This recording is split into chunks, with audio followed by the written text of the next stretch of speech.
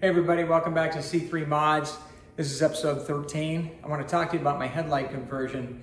It's going to be a pretty quick video today. It's about 200 degrees outside here in Southern Illinois, so bear with me. So there's a lot of different things you can do with your headlights. Most of them involve some type of modification or fabrication of your headlight buckets, and I wasn't really looking for that. It's mainly because my car's painted, and to do all that after it's painted is just a mess. It's a pain in the butt. Any type of metal shavings or disassembly or reassembly of anything is a headache in itself when it's not painted. Obviously, and in order to do anything, you got to take your headlight buckets off, which I surrounded my headlight opening with masking tape to avoid chipping. But a lot of the headlights, the HID units and stuff, they require ballasts. Your component LED halo ring headlights, some of the cheaper ones are one unit. They don't have a replaceable bulb. If something happens, you got to replace the whole unit.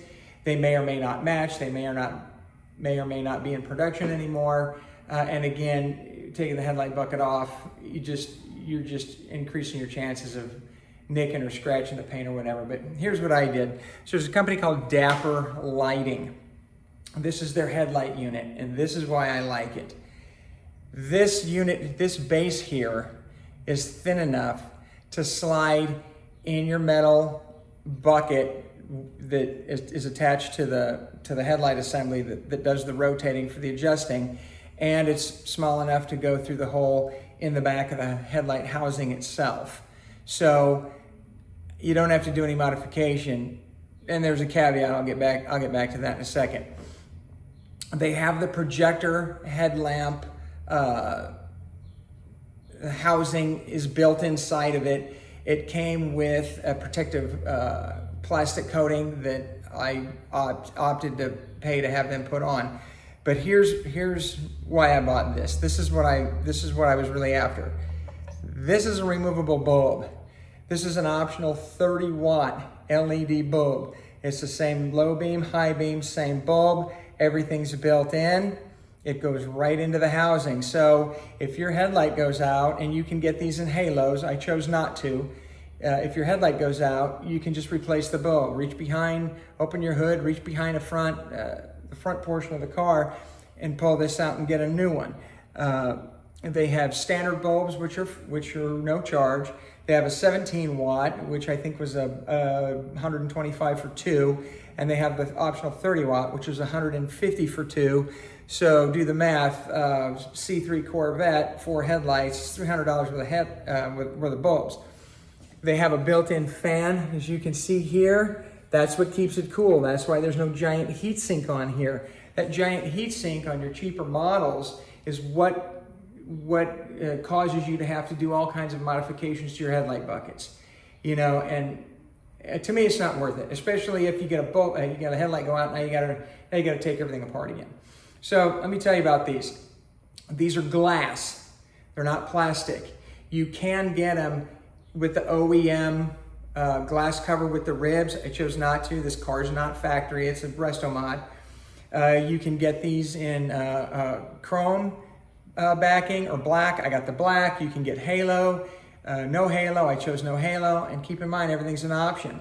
So after I got 4 headlights with the plastic covers with the optional bulbs, these things were like $780. Am I satisfied? To an extent, and let me show you what I mean. So here's what they look like installed, and they are sick. It wasn't a problem. You can even put the bulb in the back of the housing and install it as one unit, because the bulb, the wiring harness with the bulb in the housing will go through here. You don't even have to put the bulb in, put the light unit in, and reach behind to put the bulb in. You can put it all in as one unit. So I was really pleased with that. Here's the problem I had. No modifications necessary, they say. And I watched their video. I watched them install them on a 69 Corvette, and they didn't say anything about this. But you have limited rotation here. You have your up, down, and your left, right. You have limited rotation here because this diameter is just barely larger than the diameter of the back housing of that headlight assembly. So with this unit in there, and again, barely bigger than this, and you can see here there's ribs. So when you go to make your up and down adjustment and left and right adjustment, it binds. You don't get the motion. You get minimal movement. So what do I got to do? I got to disassemble everything. I got to take all the bulbs and all the headlights out.